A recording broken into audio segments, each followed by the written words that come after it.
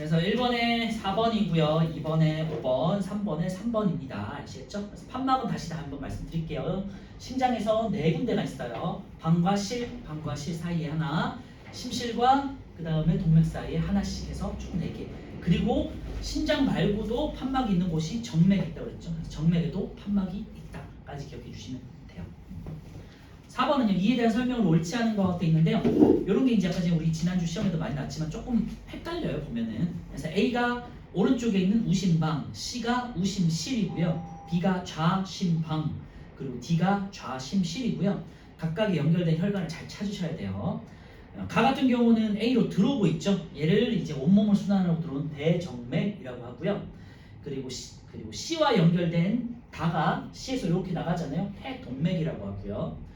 B 같은 경우가 이제 조금 헷갈릴 수 있겠지만 라를 통해서 이렇게 들어오는 거예요. 폐를 통해 가지고 들어오는 거고, 좌심방과 연결된 폐정맥이 되겠죠.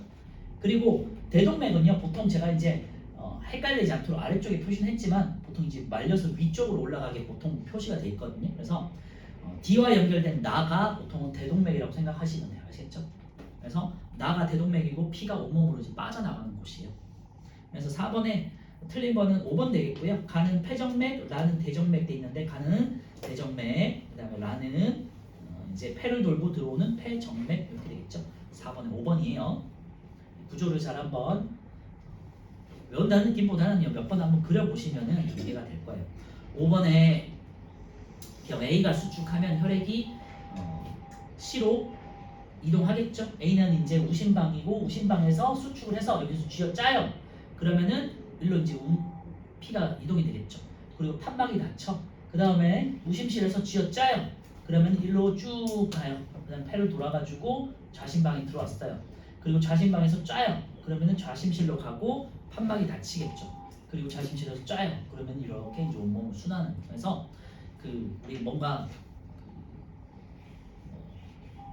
고무공 같은 것처럼 누르는 거 있잖아요. 그래서 쫙쫙 짜주는 느낌으로 이렇게 생각해 주시면 돼요. 이런 식으로. 그래서 방에서 자르고 짜고 심실에서 쥐어짜고 심방에서 쥐어짜고 심실에서 쥐어짜고 이렇게 한 번씩 이렇게 쥐어짜주는 거예요. 이게 이제 심장이 박동이 되겠어요. 니은은요, 가를 통해서 온몸을 지나온 혈액이 A로 들어온다 그랬는데 A가 이제 우심방이니까 대정맥과 연결된 우심방이 들어오겠죠. 기억 니은 맞고요. B가 수축하면요, B는 좌심방이고요. 혈액이 라를 통해서 폐로 나가는 게 아니라 폐에서 좌심방 쪽으로 들어오는 거예요. 리을은요, D가 수축하면 그랬는데요, D는 좌심실이니까 얘가 수축하면 이제 온몸으로 순환을 하는 거잖아요. 그래서 B와 D 사이에 E가 열린다 그랬는데요, B와 D 사이에 있는 판막 E가 열리면 안 되겠죠. 닫혀 있어야지. 열리면은 역류해 버리잖아. 그래서 5번에 1번인 거고요. 6번 혈관에 대한 설명을 옳은 것 같아 있는데요, 동맥에는 심장으로 들어가는 혈액이 아니라 동맥에는 심장에서 나오는 거라고 그랬죠. 심실에서 나오는. 2번 정맥에는 판막이 있다고 그랬죠. 그래서 혈액 역류를 방지한다. 거꾸로 흐르는 것을 방지한다. 2번 맞고요. 모세혈관은 온몸에 그물처럼 퍼져 있는 가느다란 혈관이고 조직세포에다가 산소와 영양소를 전달하는 역할을 합니다. 2번, 3번이에요. 4번은요, 심장에서 나온 혈액은 동맥, 모세혈관, 정맥순이죠. 5번은요, 정맥은 혈관벽이 가장 두껍고 탄력성이 강한 혈관은 동맥이 되겠죠. 왜냐하면 심장에서 피를 받아서 온몸으로 펌핑을 해줘야 되니까, 그죠? 탄력성이 가장 높아야 돼. 그리고 정맥은 탄력성이 높은 게 아니라 늘어나는 성질이 있어서 피를 모았다가 이제 심장 쪽으로 올려줘야 된다 그랬죠. 그런 특징이 있다고 했어요. 그리고 모세혈관 같은 경우는 한 겹으로 돼 있어서 한겹으로 돼 있고 가늘게 그물처럼 퍼져 있어서 물질을 이제 전달하는 역할을 한다고 했죠. 7번은요. 자, 이렇게 이제 그림이 있을 때 B는 모세혈관인 건 아실 거고요. A와 C를 구분하는 건 비슷하게 생겼잖아요. 판막을 찾아보시면 돼요. C는 판막이 있어요, 그죠? 가운데. 그러니까 C는 정맥이고 A는 동맥이다. 이렇게 이제 생각하시면 되겠고요. 자, 1번 A, 동맥에서 혈압이 가장 높다. 맞죠? 동맥의 혈관벽이 가장 두껍고 탄력성이 강하다. 맞고요. B는요, 모세혈관. 모세혈관에서 혈액이 흐르는 속도가 가장 느려요. 왜? 물질을 운반하고 전달해줘야 되니까. 4번 정맥에서 조직세포와 물질 교환이 일어나는 게 아니라 B에서 모세혈관에서 물질 교환이 일어나는 거죠. 그래서 4번이 틀렸고요. 혈액은 동맥, 모세혈관, 정맥순으로 돌아서 다시 심장으로 이렇게 오는 거예요. 7번에 4번. 8번은요 모세혈관이고요. 정맥보다 혈압이 낮다 그랬는데요. 혈압은요 아까 제가 말씀드렸지만 심장에서 가까운 순이에요. 그래서 동맥, 모세혈관, 정맥 이렇게 되겠죠. 그래서 정맥이 가장 혈압이 낮아요. 하지만 속력은 동맥, 정맥, 모세혈관 순이라고 했어요. 8번에 1번이고요. 모세혈관은 하나의 세포 체형으로 되어 있다. 왜냐하면 너무 두꺼우면 물질 교환이 힘드니까 한 겹으로 되어 있다. 혈관 중에 혈액이 흐르는 속도가 가장 느리고요. 산소와 영양소가 전달되는 곳이고 이산화탄소와 노폐물을 받아요. 네. 이거는 이제 오늘 배우는 호흡하고 연결된 거고요. 8번에 1번입니다.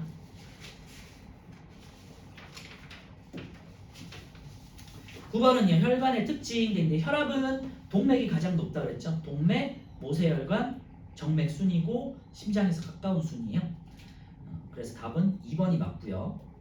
같이 하면요 2번하고 4번이에요. 어쨌건 혈관벽 두께 같은 경우는요 동맥이 가장 두껍고 그 다음에 정맥, 그 다음에 모세혈관이고 모세혈관은 가장 얇다 그랬죠. 그리고 한 겹으로 돼 있다고 그랬고요. 동맥과 정맥은 두 겹으로 돼 있는데 그 중에서 동맥이 더 두껍고 탄력성이 크다. 왜냐면 피를 펌핑해야 되니까 수축해서. 9번에 2번, 4번입니다. 혈액이 흐르는 속도는 아까도 말씀드렸지만 동맥, 정맥, 모세혈관 순으로 모세혈관이 가장 느려요. 9번에 2번, 4번이고요. 10번은 이제 원심 분리라는 걸 통해 가지고 이제 혈액을 분리를 하면요 위쪽에 가볍게 뜨는 것은 이제 물 성분이에요. 요거를 혈장이라고 하고요. 무거운 성분은 밑에 가라앉는데 이게 이제 혈구라고 해요. 그래서 A는 대부분이 이제 물이라고 생각하시면 되겠고 이름은 혈장. B는요 혈구고 세포 덩어리들이에요. 그래서 세포 덩어리 3개 아까 말씀드렸죠. 적혈구, 백혈구, 혈소판. 아셨죠? 자 1번 A는 혈장, B는 혈구이다. 2번 A는 액체 성분, B는 세포 성분. 답은 3번이네요. A에 가장 많은 성분은 물이죠. 네. 물이 전체의 한 뭐 7, 80% 정도? 90% 정도죠. 네. 혈장이 대부분을 차지하고요. 이 혈장 안에는 혈장 단백질이라고 그래가지고 이제 여러 가지 녹아있는 단백질과 무기염료와 뭐 이런 것들이 이제 녹아있어요. 무기염료는 이온 성분을 말하는데 4번은요. A는 영양소, 노폐물, 이산화탄소 등을 이제 물이니까 녹여가지고 운반하는 역할을 하겠죠. 아니면은 뭐 이렇게 보트처럼 둥둥둥둥 띄워서 가는 거죠. 적혈구 같은 것들이. B에 적혈구, 백혈구, 혈소판이 있고요. 10번에 3번입니다. 11번은요. 백혈구에는 헤모글로빈이 있다. 적혈구에 헤모글로빈이 있다고 그랬죠. 혈구 중에 혈소판의 수가 가장 많다고 그랬는데요. 가장 많은 거는 적혈구예요. 왜? 산소를 운반해야 되니까. 몇 개? 500만 개. 혈구 중에 크기가 가장 큰 것은 백혈구라고 했고요. 그 이유는 핵이 있고 여러 가지 이제 세포 소기관들이 많기 때문인데요. 그 이유는 다른 세균들을 잡아먹어야 되기 때문에, 그치? 면역 작용을 해야 되니까 세균이 침입했을 때 잡아먹어야 되잖아요. 그러니까 덩치가 커야겠죠. 그리고 세균을 잡아먹고 소화시키려면 여러 가지 세포 소기관도 있고 또 분열을 하려면 핵도 있고 그래서 크기가 큰 거예요. 대신에 수는 가장 적다고 했죠. 4번에 적혈구는 붉은색의 핵이 있어서 붉은색을 띈다 돼 있는데 이건 아니고요. 적혈구는 핵이 없어요. 그리고 핵이 있는 건 백혈구밖에 없고요. 적혈구가 붉은 이유는 다시 말씀드리지만 헤모글로빈이 붉은색이고요. 헤모글로빈이 붉은색인 이유는 그 안에 철이 있기 때문이고 철은 물에 녹으면 붉은색이라서 그런 거예요. 답은 5번이에요. 평지에 사는 사람보다 고산지대에 사는 사람이 적혈구 수가 더 많은데 그 이유는요. 고산지대에 가면은 산소가 부족하잖아요. 그렇지? 그러니까 산소를 더 많이 우리 조직세포에 전달하려면은 산소가 부족하니까 우리 몸에서는 오히려 적혈구가 많아서 운반을 조금 더 빨리 많이 해줘야겠죠. 그래서 고산지 운동 선수들은 특히 뭐 축구 선수들 같은 경우는 전지훈련은 고산지대로 많이 가잖아요. 그 이유가 이 적혈구 수를 좀 늘리기 위해서요. 그러면은 좀 늘린 다음에 뭐 평가전이나 뭐 어떤 대회에 나가면은요 적혈구가 많아진 상태로 이제 시합을 뛰니까 조금 더 산소 운반을 많이 할 수 있겠죠. 에너지를 많이 만들어낼 수 있다는 소리. 11번에 5번입니다. 그래서 12번은요. A는 적혈구고요. 이렇게 원반 모양 혹은 도너츠 모양처럼 생겼다.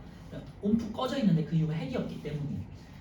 그리고 B처럼 이렇게 크죠. 그리고 안에 아령 모형처럼 두 그 핵이 있죠. 여기가 이제 백혈구고요. 그 다음에 C처럼 이렇게 쭈글쭈글하게 생긴 애가 길쭉길쭉하게 생긴 애가 혈소판이에요. 특정한 모양은 없고 핵이 없어요. D는 뭐 이제 혈장이겠죠? 물성분. 4번, 2번이고요. A는 적혈구고 산소 운반. 백혈구는 이제 식균 작용, 혈소판은 응고 작용. D는 뭐 물질 운반 이렇게 생각하시면 되겠죠. 13번은요. 핵이 없고 모양이 일정하지 않아요. 그러니까 혈소판 정도 되겠죠. 상처가 났을 때 혈액 응고 작용. 상처를 보호하고 출혈을 막는다. 그리고 혈액을 응고 작용. 이런 것들은 혈소판 되겠죠. 13번에 4번이고요. C가 되겠네요. 14번 같은 문제가 이제 학교 시험이나 여러 가지 심한 문제에서 많이 나오는데요. 중요하니까 잘 체크해 주시고 이렇게 해서 적혈구, 백혈구, 혈소판은 주고요. 기준을점을 주고 그 다음에 모자란 걸 찾아서 얘가 어떤 질병이 있을까, 어떤 문제가 있을까, 어떤 상처가 생겼을까 이런 것들을 이제 찾는 문제들이 약간 추론 형식으로 나오거든요. 그래서 잘 기억해 주시고 적혈구는 기준이 아까 제가 말씀드렸지만 500만 개 정도 돼요. 근데 학생 A는요 500만 개 정상이네요. 학생 B는 200만 개 부족해요. 뭐 피가 뭐 많이 났거나 아니면은 뭐 유전적으로 적혈구가 부족할 수도 있겠죠. 학생 C 같은 경우는요 600만 개니까 뭐 정상 범위 안에 들어가 있어요, 그죠? 적혈구가 조금 더 많은 축에 드니까 이 친구는 굉장히 이제 에너지를 많이 만들어내겠죠. 좀 활발한 친구가 되겠고 학생 B 같은 경우는 적혈구 수에 문제가 있으니까 산소 운반에 문제가 있는 거예요. 두 번째, 백혈구 보시면요. 백혈구는 한 7, 8천 개가 한 평균이에요. 그런데 학생 A하고 B는요. 7, 8천 개가 평균이죠. 학생 C는 2만 개나 되네요. 이 말은 백혈구가 많아졌다는 소리잖아요. 세균이 침입해가지고 기존에 있던 백혈구보다 더 많아진 거잖아요. 그래서 얘가 아까 뭐 제가 초반에 말씀드렸죠. 백혈구라는 애는요. 얘가 처음에는 몸빵을 하면서 육군처럼 처음에 보병들처럼 처음에 나가가지고 적군하고 싸워. 그러면서 이제 후방에서 우리 편을 불러오는 기능을 하게 돼요. 나중에 이제 배우겠지만 그래서 계속해서 이제 면역 작용을 하는 세포들을 만들 수 있거든요. 그래서 늘어난 걸 생각하시면 돼요. 그래서 학생 C 같은 경우는 세균이 침입했다 이런 이제 생각하시면 될 것 같고요. 그리고 혈소판은 25만 개에서 40만 개, 보통 한 30만 개, 3, 40만 개를 기준으로 하시면요. 학생 A가 문제가 있죠. 그래서 학생 B, C는 정상 범위고요. 학생 A는 혈소판이 부족하네. 그 말은 피를 엄청 지금 쏟아낸 거죠. 그래서 혈소판이 모자란 게 되겠죠. 그러면은 얘는 학생 A 같은 경우는 피가 났을 때 선천적으로 문제가 있을 수 있겠네요. 그러면은 혈액응고작용에 문제가 있으니까 피가 멈추지 않겠죠. 그죠? 자, 기억 학생 A는 상처가 나면 피가 잘 멈추지 않을 것이다. 그죠? 방금 말씀드렸지만 혈소판이 부족하니까 응고작용이 안 돼. 그러니까 피가 굳지 않고 계속해서 뭔가가 피가 나겠죠. 그래서 이런 애들은 꼭 상처가 났을 때 바로 이제 병원에 가지 않으면 목숨이 위험한 경우가 되겠죠. 이은 학생 B는요. 학생 B 같은 경우는 백혈구 수치는 정상이고 적혈구가 문제가 있었잖아요. 그래서 세균이 침입해서 염증이 있을 가능성이 높은 건 학생 C가 되겠고 얘는 뭐 백혈구는 문제가 없어요. 학생 C는요. 이제 백혈구에 문제가 있으니까 이제 니은처럼 세균이 침입한 경우가 되겠죠. 그래서 14번에 1번이고요. 14번 같은 문제가 이제 좋은 문제고 여러분들 그 추론 문제로 많이 나와요. 15번 혈액 순환이 일어나는 경로고요. 아까 전에 이제 말씀드렸지만 온몸 순환과 이제 폐순환이 같이 나와 있네요. 그래서 온몸을 순환할 때 일단은 다부터 시작이겠죠. 다가 좌심실이고 대동맥, 그 다음에 온몸, 그리고 다 돌아서 대종맥으로 들어온 다음에 우심방 이렇게 되겠죠. 그래서 가는 대정맥이요. 그 다음에 우심방을 거쳐서 우심실을 가죠. 나가 우심실이고요. 그리고 폐동맥을 거쳐서 폐, 그 다음에 라는 폐정맥이 되겠죠. 그래서 잘 알고 계셔야 됩니다. 16번은요. 그래서 15번은 2번이고요. 16번은요. 혈액순환에 대한 내용인데요. 허파순환에서 정맥혈이 동맥혈로 바뀐다 돼 있는데요. 정맥혈은 산소가 부족하네. 이산화탄소가 많고 산소가 부족하네. 그래서 여기 심장을 기준으로 왼쪽에 있는 애들 말한다고 했잖아요. 그래서 이렇게 돌고 이제 폐로 들어가기 직전까지를 말해요. 정맥혈. 폐에서 산소를 공급받아서 산소가 많은 혈을 동맥혈이라고 그래요. 그래서 폐정맥을 통해서 쭉 이렇게 오른쪽에 있는 애들을 동맥혈이라고 합니다. 자, 2번은요. 온몸 순환을 거친 혈액은 허파 순환을 당연히 거쳐서 산소를 또 교환해서 받아야겠죠. 답은 2번이고요. 3번 허파 순환을 통해서 산소를 얻고요. 이산화탄소를 내보내는 이제 호흡을 오늘 할 겁니다. 4번은요. 온몸 순환을 통해서 조직 세포에 산소와 영양소를 공급하고요. 심장에서 나간 혈액이 동맥, 모세혈관, 정맥을 거쳐서 다시 심장으로 돌아오는 거죠. 17번은요. 산소가 많은 혈액이 흐르는 곳에 있는데요. 요거 산소가 많은 혈액, 동맥혈이 되겠고요. 아까 말씀드렸지만 여기 오른쪽에 있는 거 폐정맥, 좌심방, 좌심실, 대동맥이에요. 그러니까 폐동맥은 산소를 다 쓰고 다 돈 다음에 폐로 들어가기 직전에 혈액이잖아요. 그래서 산소가 부족하겠죠. 17번에 1번. 18번에 허파순환 경로도 있는데 허파순환의 경로는 허파순환이라고 그러고 폐라고 써놓으니까 좀 이상한데요. 폐가 허파고 그죠? 어쨌건 폐로 들어가는 가, 그 다음에 나 이렇게 돼 있죠. 그래서 일단은 C에서 출발하겠죠. C, 가, 폐, 나, 비 이렇게 되겠죠. C, 가, 폐, 그 다음에 나, 비가 되겠죠. 그리고 폐가 이렇게 그물처럼 생긴 거는 모세혈관이에요. 폐를 둘러싼 모세혈관이라고 생각하시면 되고요. 오늘은 이제 이따가 허파의 구조에 대해서 잠깐 볼 텐데 거기에 보시면은 허파를 이제 모세혈관들이 둘러싸고 있거든요. 그래서 모세혈관 그림이 나와 있어요. 19번은요. 그래서 18번은 3번이고요. 19번은요. 기억, 가는 폐동맥, 나는 폐정맥이다. 가는 폐동맥, 폐에 들어가는 게 폐동맥이고요. 폐에서 나오는 애가 폐정맥이죠. 맞죠? 가와 다에는 정맥혈이 흐르고요. 가와 다에는 정맥혈, 나와 라에는 동맥혈. 맞네요. 디귿은요. A와 B에는 산소가 적은 혈액이 있는데요. A하고 C가 산소가 적은 혈이고 B와 D가 산소가 많은 혈액이죠. 그래서 디귿은 틀렸고요. C와 가 사이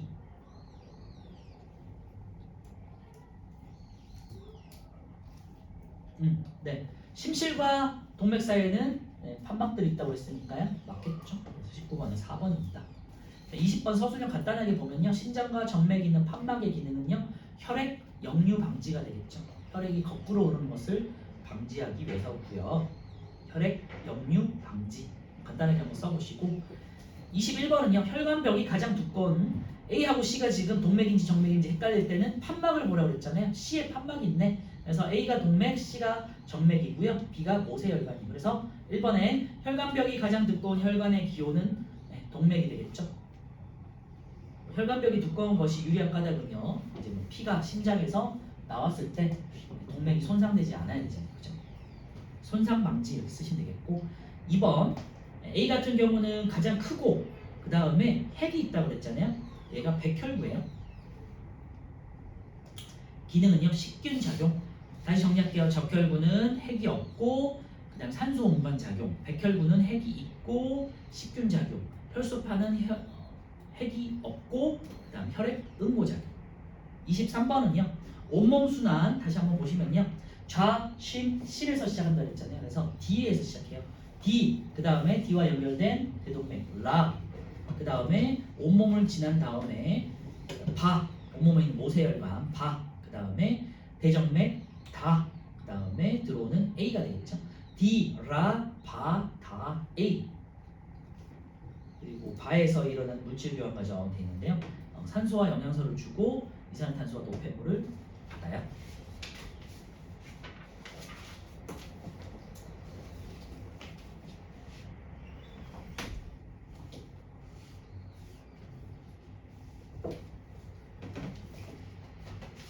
(53페이지) 실력 탄탄 한번 볼게요. 안 풀어본 친구분들은 이제 한번 다시 한번 천천히 같이 저랑 같이 보도록 하시고요.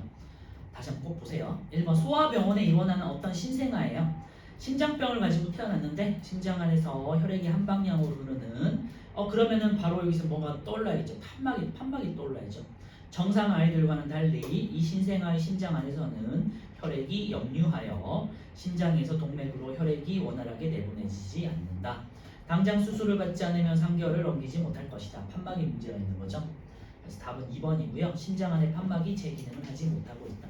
생각보다 이렇게 태어나는 신생아들이 많다고 해요. 그래서 이 판막이 원활치 않으면은 심방에서 심실로 이렇게 피가 제대로 갔다가 돌아오잖아요. 그치? 그러니까 피가 역류하기 때문에 목숨이 되게 위험해요. 그래서 수술을 통해 가지고 해야겠죠. 고쳐야 돼요. 판막 수술을 해야 돼요. 2번 우리 몸에 분포하는 혈관 ABC인데요. 요런 문제가 이제 중등에서는 안 나오고 고등학교 때 나오는 문제거든요. 그래서 잘 참고하시고 보시면요. A, B, C가 A가 동맥이에요. 그다음에 B가 모세혈관이고 C가 정맥인데요. 그 속도를 보고 아시면 돼요. A가 가장 빠르고 그 다음에 C가 그 다음에 가운데에 그 다음에 B가 가장 느리지 않나요? 그리고 혈압 같은 경우는요. 뭐 수축기 혈압, 이항기 혈압 이런 건 아직 잘 모르셔도 돼요. 수축기는 심장이 빵 수축을 했을 때의 혈압을 말하는 거고 심장이 늘어났을 때의 이완 이런 걸 말하는 건데 나중에 이제 보도록 하시고요. 어쨌건 혈압이 가장 높은 쪽이 이제 A잖아요. 그래서 A가 동맥, 그 다음에 B, C 이런 식으로 심장에서 멀어질수록 혈압이 떨어지잖아요. 그래서 A가 동맥, B가 모세혈관, C가 정맥순이에요. 그래서 답은 니은이고요. 기억 틀렸고 니은 B보다 모세혈관보다 정맥의 혈관벽이 더 두껍죠. 그래서 혈관벽은요 동맥, 정맥, 모세혈관 순이에요. 그래서 니은은 맞고요.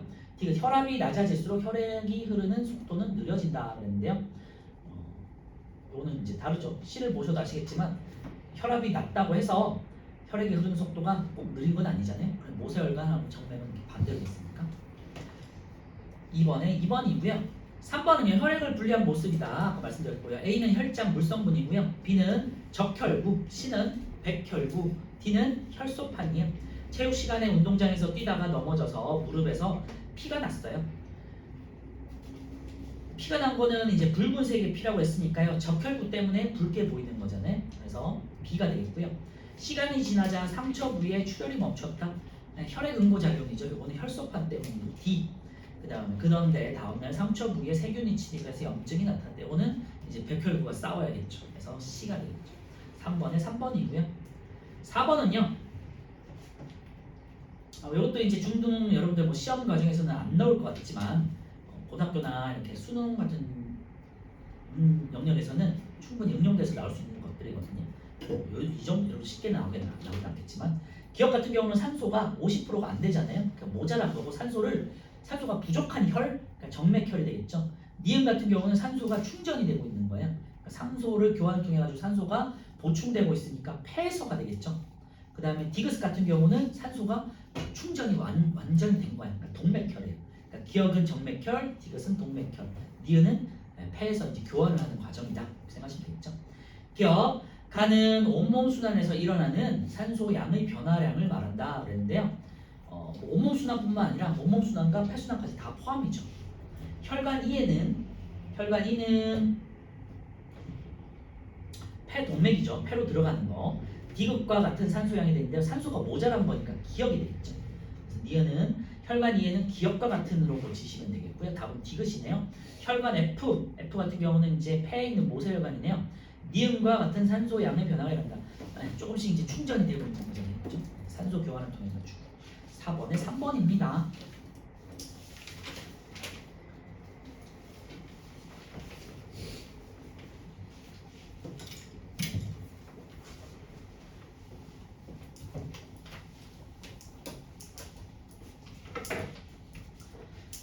자, 오늘은 순환계를 거쳐서요. 이제 순환하고도 연결된 거예요. 이 폐에서 이루어지는 폐는 우리말로 이제 허파라고 한다고 했죠. 허파에서 이루어지는 이제 산소와 이산화탄소의 교환. 이게 이제 호흡이 되겠고요. 호흡을 하는 목적은요. 우리 앞에 있었던 소화와 관련된 건데 소화에서 영양소가 흡수가 됐죠. 그 다음에 호흡을 통해 가지고 산소가 흡수됐죠. 그리고 순환계를 통해 가지고 이 순환계를 통해 가지고 우리 온몸에 있는 조직 세포에다가 산소와 영양소를 갖다 줘요. 그걸 갖다 주면은 세포 안에 있는 마이토콘드리아가 뭘 하죠? 세포호흡을 하지. 세포호흡을 통해 가지고 영양소와 산소를 분해해서 뭘 만들어요? 에너지를 생성해요. 그죠? 그래서 에너지를 생성할 수 있도록 공급해 주는 게 폐에서는 산소, 소화계에서는 영양소였어요. 그리고 순환계는 이제 얘를 순환하는 역할을 하는 말 그대로. 자, 호흡에서는요. 호흡의 이제 정의 같은 건요. 생명 활동을 위해서 공기 중에 있는 산소를 받아들여서 이제 몸속에 생긴 이산화탄소를 배출하는 과정이다. 산소를 받아들이고 이산화탄소를 배출하는 과정이다. 이렇게 생각하시면 돼요. 자, 1번의 호흡계. 숨을 쉬면서 산소를 흡수하고 이산화탄소를 배출하는 기능을 한다. 그러니까 기체 교환이고요.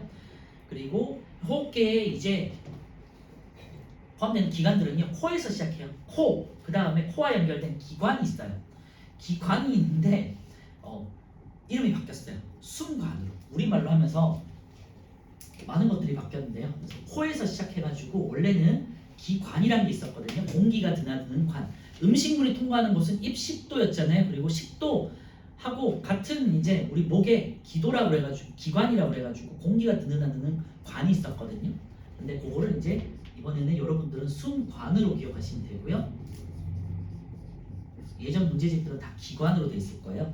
그 다음에 이렇게 숨관을 거쳐가지고 폐하고 연결된 기관지라는 게 있었는데요. 이번에는 순관과지라고 이렇게 이름이 바뀌었죠. 이렇게 갈라지는 순관가지가 있어요. 순관가지. 얘를 예전에는 기관지. 병원에 다녀보시면 기관지에 뭔가 염증이 생겼다 이런 말 많이 들어봤을 거예요. 그죠? 그래서 옛날부터는 그냥 기관지라는 말을 썼는데 우리가 뭐 감기 걸렸을 때 기관지에 문제가 생겼다 이런 말 쓰잖아요. 그지? 근데 지금은 이제 순관가지라고 하고요. 이 각각의 순관가지에 이렇게 폐가 이렇게 연결되어 있는 거예요. 얘를 여러분들이 알고 있는 폐가 되겠고 이제 여러분들은 허파라고 부르시면 돼요. 그래서 코, 순관, 순관가지, 허파 이렇게가 이제 기관을 이루고 있고요. 기억해 주시고 이름이 조금 한글로 되면서 익숙치 않잖아요. 그래서 여러분 한번 읽어보세요. 코, 순관, 숨을 쉬는 관, 순관, 순관가지, 허파 이렇게 구성되어 있어요. 그리고 허파는 이제 굉장히 커 보이진 하지만 사실은 이렇게 방울방울방울로 되어 있거든요. 이렇게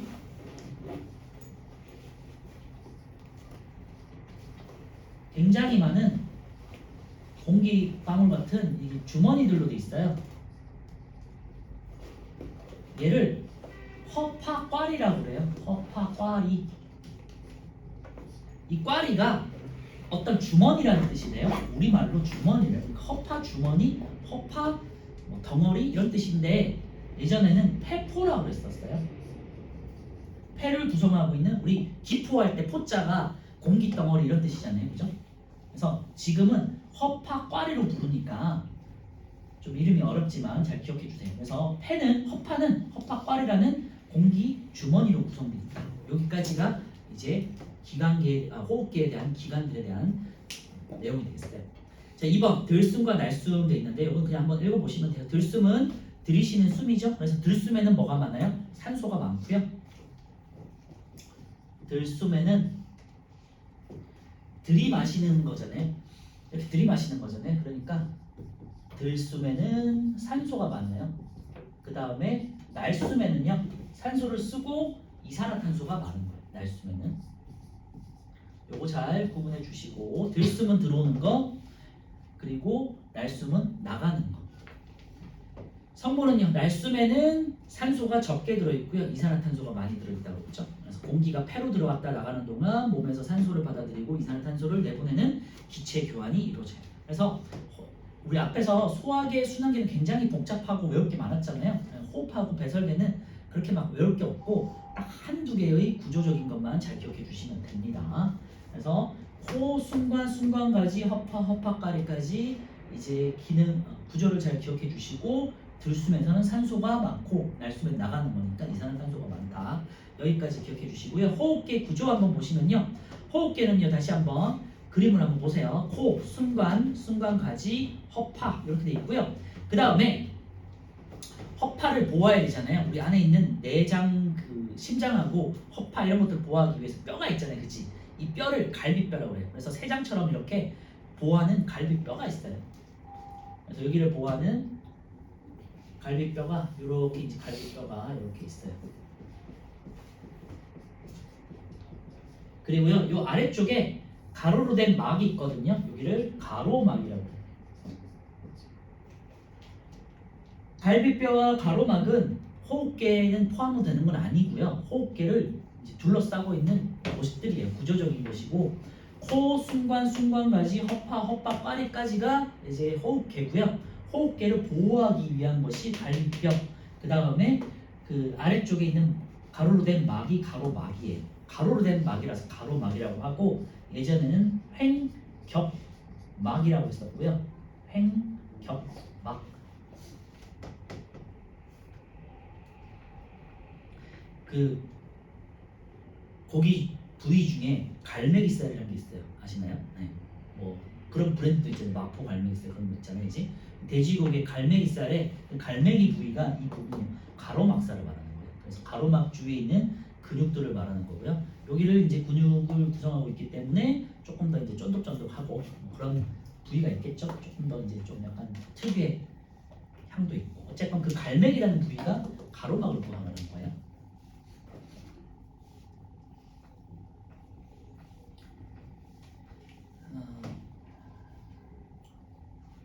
이 허파에는요 보통 한 2, 3억 개 정도의 이 허파 꽈리가 있거든요. 그래서 요거는 어떻게 이제 볼 수 있냐면요. 그 순대 먹어보신 분들 아시겠죠? 순대 그 허파 있잖아요. 허파 그지? 허파 있지. 거기 보시면요. 허파를 한번 보시면 이렇게 이제 동글동글한 것들이 같이 있거든요. 그게 이제 허파 꽈리예요. 그래서 나중에 이제 순대 먹을 때 허파는 잘 안 먹긴 하지만 한번 보시면은 이렇게 이제 큰 공기방울처럼 같은 것들이 있어요. 한번 보세요. 그래서 오른쪽에 이제 확대된 거를 보시면요. 이제 허파과리라고 돼 있거든요. 허파과리다가 동그라미 쳐놓고 이름이 좀 생소하잖아요. 그러니까 이런 것들은 잘 기억해 메모를 해놓으셨다가 다시 한번 보도록 하세요. 허파과리, 꽈리라는 뜻은 우리말이고요. 뭐 덩어리, 동그란 물체 이런 뜻이에요. 둥근 주머니. 그래서 하나하나의 그 허파과리를 통해 가지고요. 이제 공기가 기체 교환이 이루어지는 곳이고 이때 이제 산소가 들어오고 이산화탄소가 나가는 곳이고요. 모세혈관이 둘러싸고 있어서 모세혈관 쪽에다가 산소를 공급하고 그다음에 이산화탄소를 받아들여서 코를 통해 가지고 내보내는 역할을 하는 게 가장 중요한 역할을 하는 게 허파과리예요. 아시겠죠? 그리고 이제 1번부터 보시면요. 공기가 이동하는 경로도 있는데요. 아까 뭐 그냥 그대로 구조적으로 생각하시면 되겠죠. 코, 순관, 그다음에 순관 가지를 통해 가지고 이제 허파과리로 들어와서 이렇게 여기서 교환이 된다 이렇게 생각하시면 되고요. 이 주변에 모세혈관들이 둘러싸고 있는 거예요. 아까 전에 이 순환기하고 연결된 것처럼 그죠? 그래서 이거 같이 보시면 돼요. 폐동맥으로 해서 이렇게 허파과리로 들어왔죠? 아니죠? 폐동맥에서 모세혈관을 통해 가지고 허파과리로 들어왔죠? 그래서 허파과리 하나를 이제 확대해 보면은 책에도 나와 있지만 이렇게 연결돼 있죠. 얘가 허파과리고 허파과리를 중심으로 이제 모세혈관이 둘러싸고 있는 거예요. 그래서 피가 들어와 가지고 산소를 전달받고요. 이산화탄소를 허파과리 쪽에 줘. 그 다음에 이 모세혈관을 통해 가지고 다시 나가면서 이 폐전맥과 연결돼서 심장으로 가는 거예요. 아시겠죠? 그래서 이 허파과리 안에서 이산화탄소와 산소가 기체 교환을 한다 이렇게 생각해 주시면 되고 기체 교환은요 많은 곳에서 적은 쪽으로 이루어지는 거예요. 그래서 이거를 기체 분압 차이라고 하거든요. 압력 차이 많은 쪽에서 적은 쪽에서 그 허파과리 쪽에서는 산소를 코를 통해 가지고 산소가 들어왔잖아요. 그러니까 이쪽에 산소가 많겠지, 그렇지? 그리고 모세혈관에서는요 산소를 쓰고 들어왔으니까 산소가 부족하겠죠. 그러니까 자연스럽게 산소가 많은 꽈리 쪽에서 적은 모세혈관 쪽으로 이동하는 거예요. 그리고 이산화탄소 입장에서는요 이산화탄소는 조직 세포로부터 이산화탄소를 받아서 모세혈관에 들어왔잖아요. 그리고 허파과리를 지나가면서 모세혈관이 이산화탄소 많잖아. 많은 곳에서 꽈리 쪽으로 이산화탄소 가는 거야, 그지? 단순하게 물질 교환을 하는 거야. 압력 차이에서 기체 압력 차이, 이거를 분압 차이라고 하거든요. 참고해 주시면 될 것 같고요. 그래서 허파과리 잘 기억해 주세요. 꽈리는 작은 주머니, 작은 덩어리 이런 뜻입니다. 네, 오른쪽에 이제 들숨과 날숨의 성분에 대한 뭐 간단한 실험이 있는데요. 우리 앞에 했었던 BTB라는 지시약이 있었죠. BTB에서 색깔만 잘 기억해 주시면 돼요. BTB는 다시 한번 정리하면요. 산성, 그 다음에 준성, 염기성일 때 색깔이 달라지는데 산성, 염기성, 중기성은 아직 잘 모르기 때문에 이산화탄소가 많은 거를 산성이라고 생각하시면 돼요. 이산화탄소가 녹아있을 때는 노란색, 중성일 때는 초록색, 그 다음에 이산화탄소가 없어지면은 파란색이 되는 거예요. 그래서 들숨과 날숨을 이렇게 불었을 때 날숨을 불면은 이산화탄소가 많잖아요. 그러니까 지시약이 BTB가 점점점 파란색에서 초록색에서 노란색으로 이렇게 변화되겠죠, 그죠? 그래서 날숨에는 이산화탄소가 많구나라는 걸 그냥 확인한 실험이에요. 한 번만 읽어보시면 알 수 있는 내용이니까 참고해 주시고 제가 계속 말씀드리지만 생물에는 실험이 굉장히 많이 나오기 때문에 실험을 꼭 잘 기억해 주세요. 이 실험들이 다 문제로 나오는 것들이기 때문에. 자, 이제 왼쪽에 이제 구조와 기능을 다시 한번 볼게요. 코에는요 차고 건조한 공기를 따뜻하고 축축하게 만든다 그래서 코가 항상 이렇게 점액 성분으로 젖어 있잖아요. 그 이유가 우리가 너무 건조하면 감기에 걸리거든요. 세균들이 막 침입할 수 있기 때문에. 그래서 뭐 먼지나 세균들을 이렇게 끈적끈적하게 걸러내야 되잖아요. 그래서 점액성분들이 있어요. 그리고 코에는 여러분들 다 항상 그 코에 털이 있거든요. 털이 있는 이유도 마찬가지. 먼지나 세균 같은 걸 걸러내기 위해서. 아시겠죠? 그래서 오랜 시간에 또 먼지가 많은 곳에서 있다 보면 이렇게 코딱지 같은 거 생기잖아요. 그런 것들은 먼지와 세균과 이물질들이 합쳐져 가지고 이제 점액과 함께 딱딱하게 굳은 게 코딱지. 아시겠죠? 그래서 코딱지가 많이 생기는 거는 조금만 이렇게 환경이 조금 공기가 안 좋은 곳에 있을 때 더 많이 생기고, 감기가 걸리면은 이제 세균들이 많이 생기니까 그런 경우도 생기겠죠. 코 속은 가는 털과 끈끈한 액체, 여기다가 밑줄만 해놓으시면 될 것 같고요. 아까 말씀드렸지만 세균이나 먼지, 이물질 등을 걸러내서 밖으로 배출하는 역할을 해요. 코딱지 형식으로. 순간인과 순간 같이 보시면요, 선모가 있다. 여기다가 그냥 선모도 밑줄에 놓으세요. 마찬가지로 이제 우리 그 기관 순간에도요 털이 있거든요. 그래서 우리가 뭐 해부는 뭐 안 해봤겠지만 이제 안쪽에도 털이 있어서 이렇게 먼지 같은 것도 있어요. 그래서 우리가 이제 가래 같은 거 생기잖아요, 그렇지? 그런 것들도 다 이물질들이 이제 우리 침과 함께 섞여서 밖으로 내보내는 게 가래가 되겠어요. 그래서 털이 있다. 그게 이름이 선모다. 이 정도만 기억하시면 될 것 같고요. 순간은 두 개의 순간가지로 갈라져서 좌우 폐로 연결되죠. 순간가지는 더 많은 가지로 갈라지면서 허파과에 연결된다. 자, 밑에 이제 허파가 가장 중요한 내용이고요. 가슴 속에 좌우 한 개씩의 허파가 있고요. 그 다음에 갈비뼈와 가로막으로 둘러싸인 흉강이 있는데요. 흉강에다가 밑줄에 놓으시고, 이 갈비뼈가 세장처럼 돼 있거든요. 그래서 세장처럼 우리 뼈를 이제 안에 있는 심장과 폐를 가장 중요하니까 보호하고 있잖아. 이 공간을 흉강이라고 해요. 그래서 이 공간을 흉강이라고 하고, 이따가 호흡의 운동 원리에서 흉강이라는 용어가 계속 나올 거기 때문에 흉강은 갈비뼈와 아래쪽에 있는 가로막으로 구성된 공간을 말한다. 아시겠죠? 흉강. 용어를 잘 기억해 보세요. 용어, 흉강. 그리고 폐는 근육이 없어요. 내가 이제 폐를 움직이고 싶다고 해서 막, 심장도 마찬가지인데요. 심장이나 폐를 막 움직이는 건 아니잖아요, 그렇지? 그래서 그냥 주변에 스스로 움직일 수 있는 근육이 아니라 그냥 근육으로만 연결돼 있는데 스스로 움직이지는 않아요. 그래서 뭐 근육이 아니라 신경 같은 거, 근육이 없어서 스스로 추측하거나 이해할 수는 없고요. 갈비뼈와 가로막의 움직임에 따라 크기가 변한다. 밑줄만 해놓으시고 우리 바로 뒷장에서 호흡의 원리에 대해서 한번 알아볼게요. 그래서 가로막과 갈비뼈의 움직임에 의해서 상대적인 운동에 의해서 흉강의 부피가 변하거든요. 그 부피에 의해서 폐가 늘어났다 줄어들었다 하면서 호흡을 하게 돼요. 밑에 이제 수많은 허파과리로 이루어져 있어서 공개하는 표면적이 매우 넓다. 여기다 밑줄에 놓으시고요.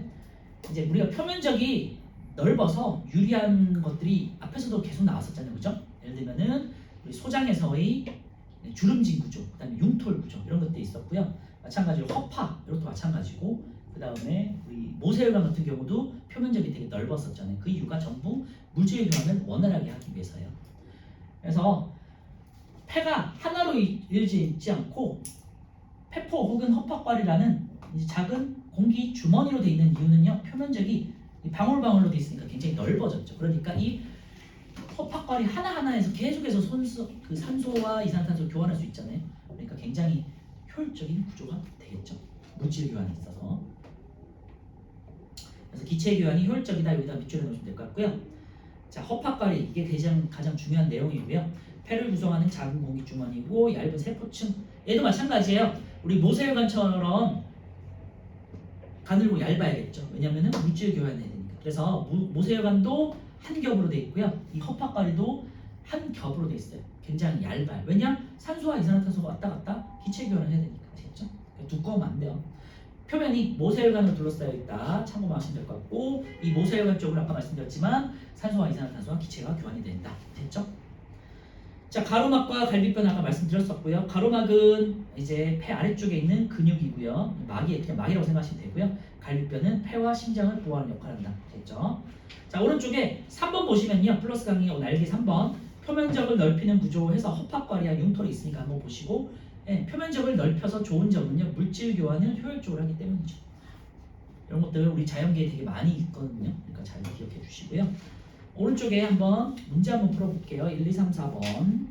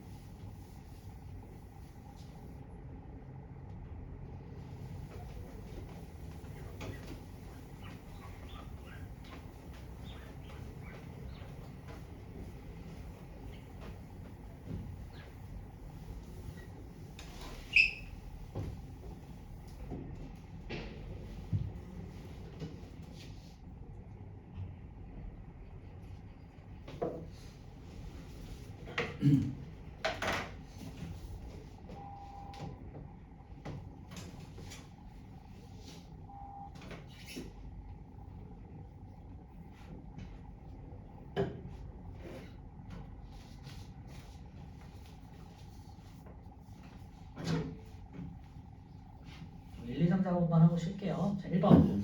들숨과 날숨의 성분에 대한 설명이고요. 들숨보다 날숨에 적게 있다 그랬으니까요. 날숨에 적게 있다. 그럼 산소가 되겠죠.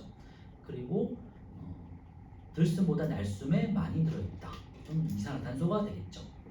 기억은 산소, 얘는 이산화탄소. 2번은요. 코, 그 다음에 숨관, 그 다음에 숨관과지, 폐 속에 있는 허파꽈리. A는 코가 되겠고요. B는 숨관, 그 다음에 C는 뭐 숨관과지인가? 그리고 D는요.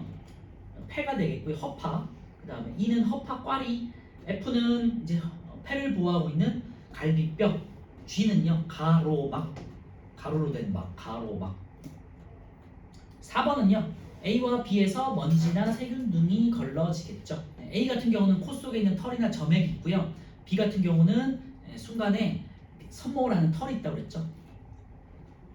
자, C는요. 폐 속에서 더 많은 가지로 갈라지면서 허파과리와 연결된다. 그죠? 맞고요.